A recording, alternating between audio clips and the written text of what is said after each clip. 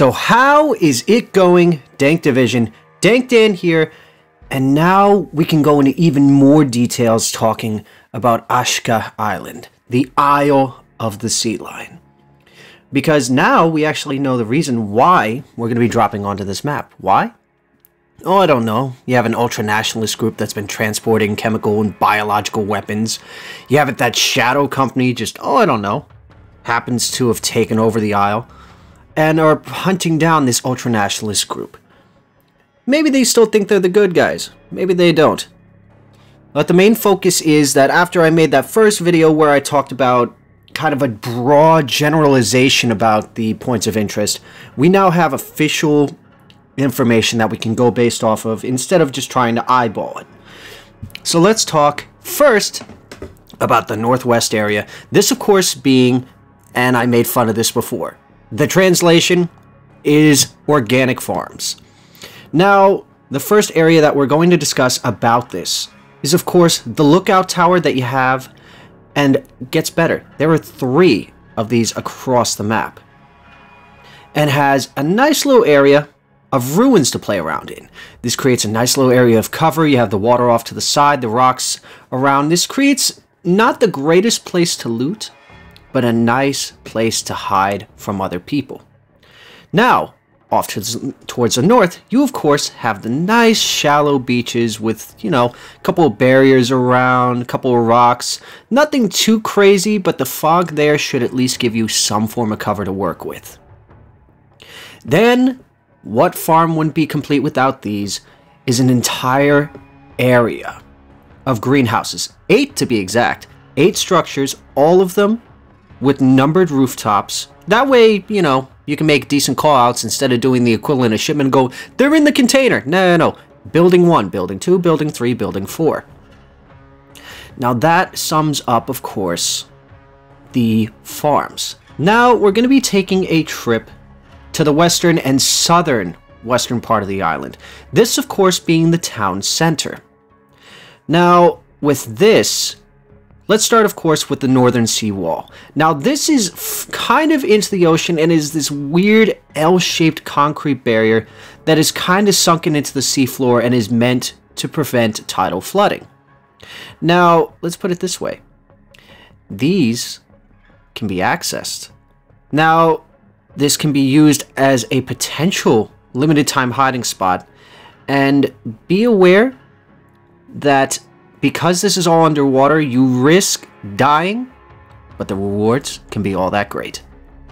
Next area around there, of course, is the ferry terminal. Now, this little area was pretty much used frequently, you know, by tourists who were arriving, you know, before assholes took it over. And you'll be able to use this with decent cover on either side and plenty of areas to take cover in. Then, of course, you have the tourist center building. This white concrete with, you know, obvious points of entry. You have, of course, the ground. You have a second floor and hell, a roof to toy with.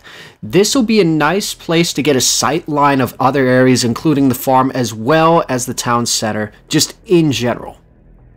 You then have yet another higher up building, which is parallel to the promenade. This, of course, being the event center building, which continues roughly east to southeast until it reaches the aquarium.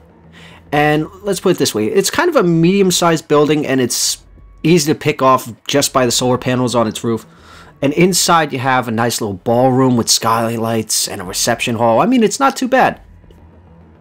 Then, of course, you have the gas station. Nothing special, it's just a gas station. Moving on to the next point of interest that's in this general area, you, of course, have the Science Center. Now, the Science Center, of course, has it that it's a 2-building setup with multiple points of interest. And what's better yet is that because it's U-shaped, it may look like 2 buildings, like I just said, but it's all one connective thing. Has 2 floors, so you have a nice little mezzanine balcony that you can fight over, as well as a staircase to the roof and an easy access elevator rappel so that you can get up to the roof, pending someone hasn't put a claymore there. Then, of course, the next thing is that you have the western entrance to this area. That, of course, being the river channel. and its bridges. Now keep in mind that going across bridges does put you in a spot where you will probably get gunned down by just about anyone and everyone. However, those who are smart enough to use this form of travel will find that you can easily run across, as well as, for those of you who are sneaky, swim under. Now another point of interest that's going to be south is none other than the floating gas station and the southern seawall. Now, what exactly is the purpose of a floating gas station? Well, we already know we're going to be seeing, boats that will be thrown into the map. So this will act as an area for boats to use to repair and keep going. Now, keep in mind that the seawall that's off to the south can put you in a beautiful place to snipe. But keep this in mind. It's a great sniping place. Except for there's no cover, so, be ready for that. Then, of course, you have the Market District and the hotel. Now, the Market District, of course, has old-fashioned stalls, the type that you'd see in an old-fashioned marketplace, with numerous places to take cover and hide in. And be aware that the hotel does overlook the general area, meaning that if you take the hotel, you put yourself in a good spot. Now, of course, you have yet another gas station that is located pretty much by a concrete promenade and gives you decent access to the adjacent town hall. Now, the town hall, this beautiful building is a semicircular build, but be aware, this thing is a fucking maze of concrete and glass. Now, inside is a open plan ground floor, escalators up to a small kitchen and a mezzanine with a bunch of display cases on show. And the upper floor is going to feature an interior and exterior Zen garden. The rocky terrain besides the structure offers decent cover and access to get closer to the castle. Now, before we get into the castle, we're going to be talking about yet another area. That, of course, being the beach club area. This is at the furthest southwest area of the town center and is east of the port.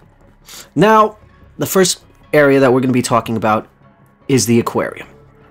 Now, the aquarium should be easy to pick off. I mean, it's got a nice blue paint scheme going with it, and this thing has some height to it. Now, the aquarium has been drained of life. Has a nice little sizable hall, exhibit room, a small parking lot, and a lower tidal pool by the ocean under the elevated walkway. Now, then you of course have the major point of interest there, that of course being the beach club itself. Now, it is easy to pick this off just by the color of the walkways, the burgundy pavement, that leads you up to the large barbecue area. You have a bunch of small huts that you can pretty much use for cover. And keep in mind that the main clubhouse is partially open to the elements, so the main structure will have plenty of sightlines for people to gun you down. Now keep this in mind, that you also have the beach and the observation point. Now, the beach offers an entry point for those people who want to sneak in and get a good couple of kills, but the observation point structure has it that if you go up to the staircase, apparently, you will be able to get a good sight line of everything. However, some are claiming that there's a secret hidden below the central spire staircase.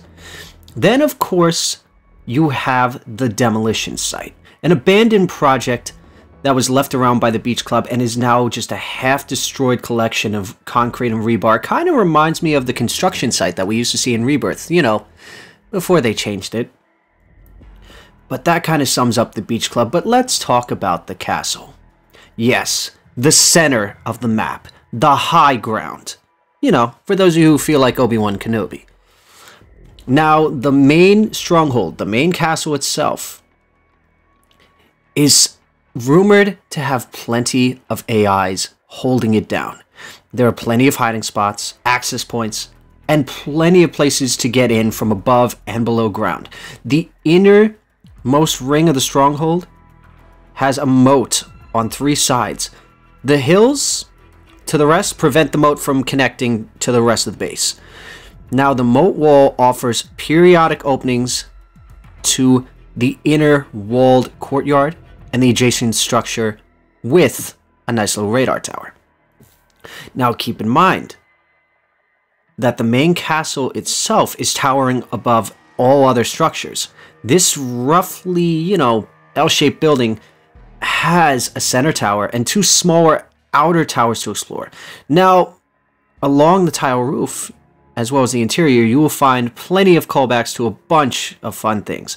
But be aware that inside is a maze and you will find yourself getting gunned down fast if you are not careful or if you decide to be ballsy and run alone.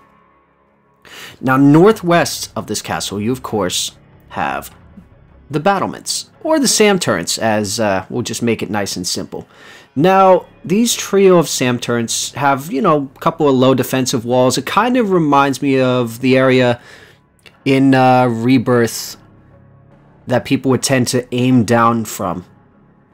And what exactly will this do? Well, this means you'll be able to just gun people down from a nice little high up area, make everyone's life miserable, you know, fun stuff.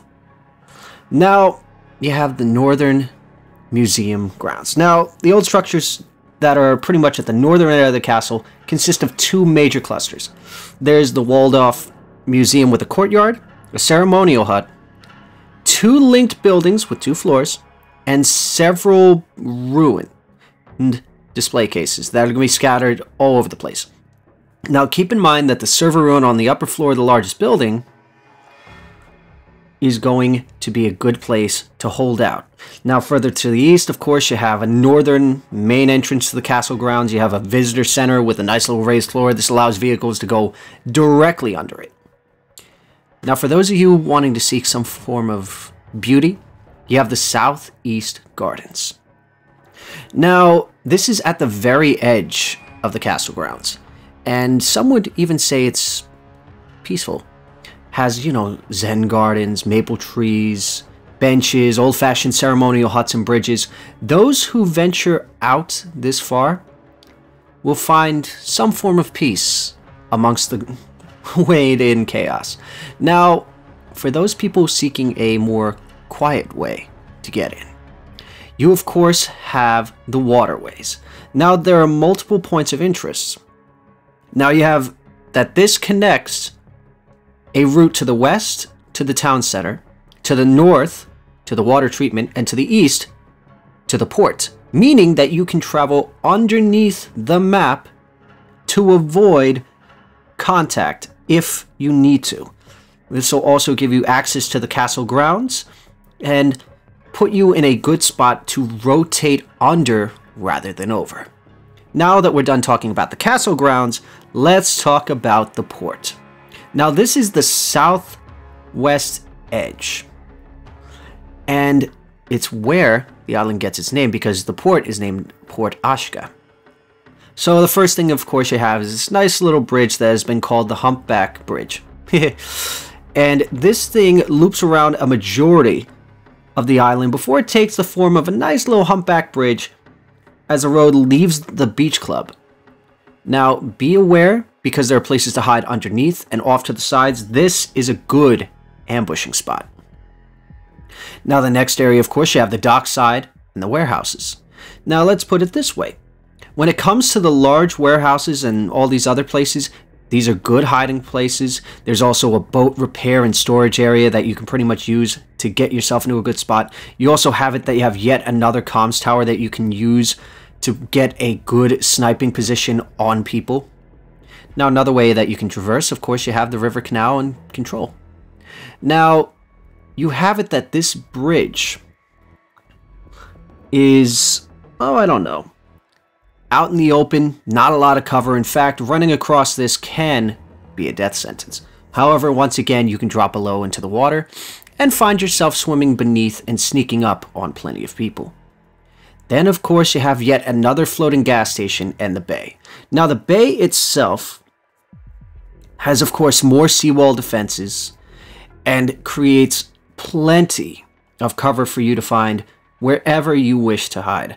Now, right near the very entrance and exit, depending on how you're looking at it, from the underground waterway is of course a gas station just outside. This of course you can use to, as said before, fix your vehicles, add gas, etc. Now to the northeastern side of the port, you have a couple of decent sized buildings. You of course have a couple of medium sized warehouses, as well as oil vats that look very similar to the ones that we've seen before in Verdansk. Those who manage to take these, while they won't have a lot of cover, will possess the high ground to make everyone's life a living nightmare. Now, what's even better is that there is a nice little mountain area that possesses a small picnic and overall high ground that allows you to pretty much peer down onto your enemies and make their lives a living hell. Now let's face it, with an island like this, you had to know there was going to be a residential area. Now, with the residential area, you have a couple areas to talk about. You have the two apartments that are right next to each other, marked A and B, so that, again, you can make call-outs, and they all feature a barbecue, a swimming pool, and a tennis court. Now, be aware that this thing has 4 floors to it with a roof, nice little interior stairway, and nice little inside access. So treat this the same way that you would any other 4-story building. Now keep in mind that as you're looking at the image, you'll notice that there's a way to rappel straight up to the top. But know that they'll hear you coming if they're on top, and they will murder you. Then of course you have the power plant. Now, the power plant, of course, is a nice little maze surrounded by a mesh fence, and this thing provides electricity to the entire island. Now, keep this in mind, that evidence suggests that an access tunnel linked to the water treatment facility is linked here. That way people can use it to sneak off to, well, you guessed it, the water treatment facility. Now, this is in the center of the north coast of the island. And it's just a small water treatment facility. Now, this is along a 3rd canal entrance into the subterranean waterway, so this is another entrance, mind you. Now, up on the surface, you of course have the sewage vat, a couple of containers and hut-shaped offices. And keep this in mind, they have pumps as well as other places to hide. Then, of course, we get into the actual residential district. You know, nice little houses, some ranging from more traditional to something a little bit more modern. And you're bound to find decent loot all over the place. Now this creates decent spots for snipers to take cover, as well as hide amongst a thin layer of fog. And believe me when I say that the close quarters combat in these houses is going to be a little nutty. Now, you of course have the shipwreck off to the far east of the map, which features 2 cargo containers that are both on their ass. But let's talk about those. So the first point of interest, of course, with that is the beached cargo container. Now, the hull, strangely enough, is intact, so you will be able to loot this thing to your heart's content. But be aware that people will be able to see you from the mountain range up top and will probably gun you down if they see you. You, of course, have another beached cargo tank, and this thing is pretty much on its side, tossed most of its stuff off to the side, except for it has one giant hole in it. Now, keep in mind the containers. Now, let this zoom out for a second. Yeah, you knew they were going to do this. The second you heard containers, that probably went through your mind. The containers that fell out of the ships. Make-up shipment. So once again, you have it that for God knows how manyth time, shipment managed to sneak its way into a map. Now, of course, off to the top, and this is why I was talking about people being able to shoot you down from all the way up top, you have the cliff top demolition. It's a nice little old concrete building that's still being destroyed. But be aware that while this thing is made sound, there are other areas higher than it around it that will easily gun you down within a moment's notice. Now, the very last point of interest that's at the most northeastern tip of the island is the last of the comms towers and a gas station. So keep that in mind. It's a good sniping position, and it allows you to get the jump on anyone that dares to gas up their vehicles. So with that being said, that's pretty much all I've got for you in this video. I'm sorry this was as long as it was, but let's face it, I wanted to get it all in one collective video, and believe me when I say I'm going to at least timestamp it based on the general area of the map.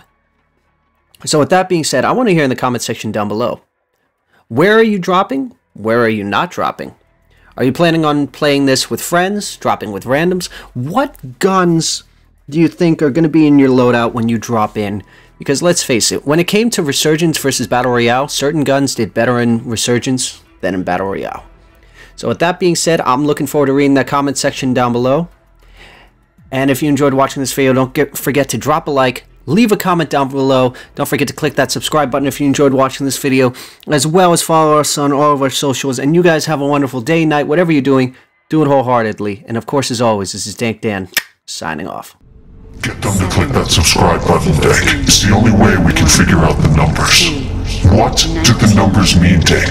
We're wasting valuable time.